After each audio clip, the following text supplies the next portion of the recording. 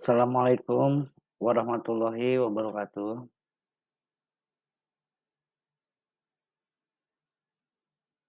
Kita bertemu lagi dalam mata kuliah Manajemen SDM Perbankan Syariah. Pertemuan ketiga ini kita akan membahas mengenai manajemen sumber daya manusia. Mungkin kalian tidak asing ya dengan apa yang disebut dengan manajemen sumber daya manusia. Apa yang saudara ketahui tentang manajemen sumber daya manusia? Baik, di sini Bapak akan menyampaikan beberapa pendapat ahli mengenai apa itu manajemen sumber daya manusia. Yang pertama, Hasibuan. Hasibuan menyebutkan bahwa manajemen sumber daya manusia adalah ilmu dan seni yang mengatur hubungan dan peranan tenaga kerja agar aktif dan efisien membantu terwujudnya tujuan perusahaan, karyawan, dan masyarakat. Selanjutnya, Handoko menyebutkan bahwa manajemen SDM adalah penarikan, seleksi, pengembangan, pemeliharaan, dan penggunaan sumber daya manusia untuk mencapai tujuan-tujuan individu maupun organisasi. Selanjutnya, Dessler menyatakan bahwa manajemen sumber daya manusia adalah kebijakan dan latihan untuk memenuhi kebutuhan karyawan atau aspek-aspek yang terdapat dalam sumber daya manusia, seperti posisi manajemen, pengadaan karyawan, atau rekrutmen, penyaringan, pelatihan, kompensasi, dan penilaian prestasi kerja dari karyawan itu sendiri.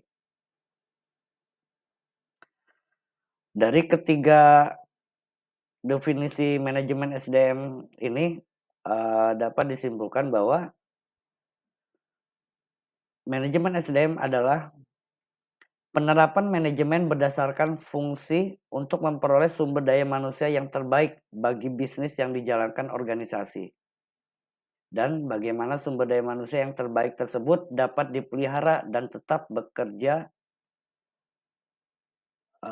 bersama dengan kualitas pekerjaan yang senantiasa konstan ataupun bertambah. Definisi dari manajemen SDM. Selanjutnya, apa tujuan dari manajemen sumber daya manusia? Di sini Bapak membagi tujuan daripada MSDM menjadi 4 bagian. Yang pertama, tujuan organisasional. Kemudian tujuan fungsional, tujuan kemasyarakatan, dan yang terakhir tujuan personal. Tujuan organisasional memastikan bahwa MSDM berkontribusi pada efektivitas organisasional. Departemen SDM atau bagian SDM membantu para manajer untuk mencapai tujuan-tujuan organisasi. Nah, dalam hal ini para manajer tetap bertanggung jawab penuh atas para bawahannya. Departemen SDM hanya memberikan dukungan dalam hal-hal yang terkait dengan pengelolaan SDM. Itu berdasarkan tujuan organisasional ya. Selanjutnya berdasarkan tujuan fungsional, di sini menjaga kontribusi Departemen SDM dalam tingkat yang layak bagi kebutuhan-kebutuhan organisasi. Sumber-sumber daya akan terbuang percuma jika MSDM tidak direncanakan secara optimal sesuai kebutuhan organisasi. Nah, di sini terkait dengan sistem rekrutmen berdasarkan kebutuhannya ya, berdasarkan kebutuhan organisasi. Selanjutnya, tujuan kemasyarakatan, yaitu bersikap etis dan bertanggung jawab sosial terhadap kebutuhan-kebutuhan dan tantangan-tantangan masyarakat, sembari meminimalkan dampak negatif tuntutan-tuntutan tersebut bagi organisasi. Nah, ini tujuan kemasyarakatan. Dan yang terakhir adalah tujuan personal. Nah, tujuan personal ini, lebih, targetnya kepada personal karyawan itu sendiri, yaitu membantu para karyawan mencapai tujuan-tujuan pribadi mereka sejauh tujuan-tujuan mendorong kontribusi individual bagi organisasi. Tujuan personal para karyawan akan tercapai jika karyawan dipelihara, dipertahankan, serta dimotivasi. Jika tidak demikian, kinerja dan kepuasan karyawan akan menurun dan karyawan pun bisa meninggalkan organisasi yang akhirnya akan berdampak pada organisasi itu ya, terjadinya turnover. Jadi turnover itu eh, banyaknya karyawan yang keluar masuk organisasi. Itu salah satu bentuk bahwa organisasi kurang sehat. Itu tujuan dari personal.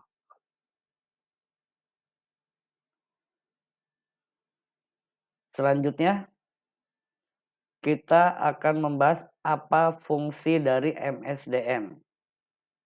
Nah, di sini pun Bapak membagi menjadi 4 bagian ya.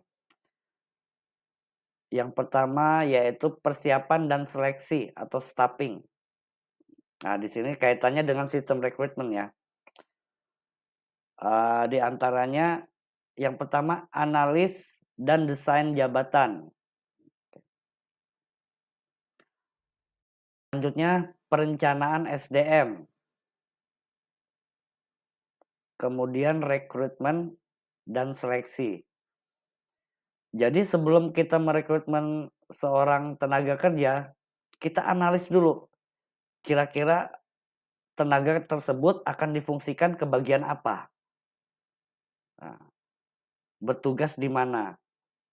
Nah, demikian selanjutnya kita melakukan perencanaan SDM.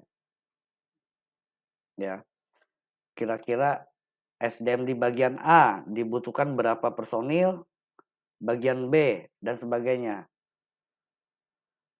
Setelah direncanakan sistem rekrutan SDM tersebut, selanjutnya kita melakukan rekrutmen, yaitu um, istilahnya kalau dalam organisasi itu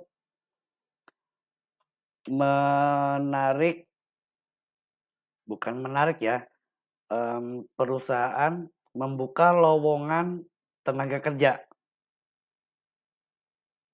Selanjutnya setelah berhasil merekrut tenaga kerja, kita akan melakukan seleksi untuk menentukan mana yang terbaik di antara yang terbaik.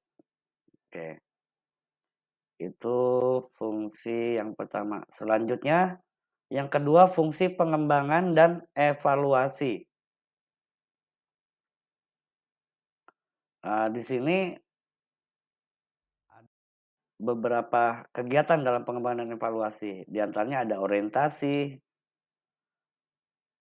Orientasi itu biasanya dalam bentuk training. Setelah di training, kita akan melakukan penempatan. Di mana di antara tenaga kerja baru tersebut lebih cocok untuk ditempatkan dan melakukan pemutusan hubungan kerja bila mana tenaga kerja tersebut sudah tidak sejalan dengan organisasi. Selanjutnya kegiatan dalam pengembangan dan evaluasi ini yaitu pelatihan dan pengembangan dari SDM itu sendiri.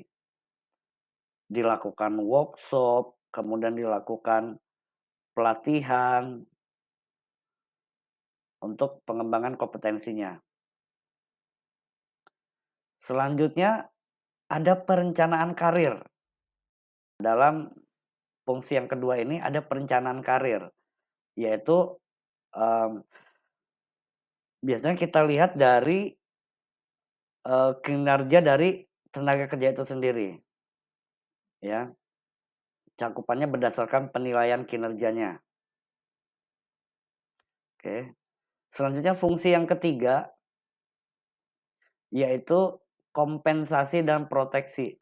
Kompensasi itu ya dalam bentuk upah, gaji, insentif, tunjangan, dan pelayanan. Proteksi sendiri keamanan, keselamatan, dan kesehatan. Biasanya dalam perusahaan itu ada BPJS Ketenagakerjaan ya sekarang ya. Fungsi yang keempat yaitu hubungan kekaryawanan dan audit. Nah, di sini bagaimana fungsi MSDM itu mengatur kerja antar karyawan, hubungan kerja serikat pekerja dengan manajemen, dan bagaimana kita mengaudit dari tenaga kerja itu sendiri, hasil kerjanya seperti apa. Apakah bekerja sesuai dengan tugas fungsinya, tidak melakukan pelanggaran, dan sebagainya. Nah, itu adalah fungsi yang keempat. Selanjutnya kita akan membahas bagaimana kegiatan dalam MSDM. Kegiatan MSDM yang pertama yaitu selection. Ya tadi sudah kita bahas ya. Bagaimana kita menseleksi di sini kaitannya dengan sistem rekrutmen tenaga kerja baru untuk pemenuhan kebutuhan SDM dalam suatu organisasi atau perusahaan. Mulai dari sistem rekrutmennya seperti apa. Ini biasanya bagian HRD ya, Human Resource Development. Selanjutnya kegiatan yang kedua yaitu appraisal. Bagaimana penilaian terhadap tenaga kerja tersebut. Apakah penilaian kinerjanya baik, kurang baik, atau sangat baik. Nah, di sini manajer biasanya yang melakukan appraisal atau penilaian. Selanjutnya reward. Tenaga kerja yang berprestasi, yang mempunyai kinerja baik, perusahaan sebaiknya melakukan reward atau pemberian penghargaan, baik berupa bonus, tambahan tunjangan atau insentif kaitannya dengan finansial, yaitu kompensasi langsung ya. Kemudian yang terakhir ada development. Development ini terkait dengan pengembangan dari SDM itu sendiri. Misalkan tenaga kerja tersebut diberikan pelatihan kerja. Nah, yang lebih spesifik dengan yang relevan dengan tugas dan fungsinya di dalam perusahaan tersebut. Kemudian melakukan workshop, diadakan workshop untuk tenaga kerja. Apa maksudnya? Untuk pengembangan dari kompetensinya tadi, skill, sehingga akan berdampak terhadap hasil kelak.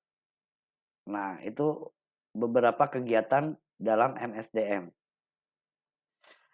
Mungkin pertemuan ketiga ini kita cukupkan sampai di sini.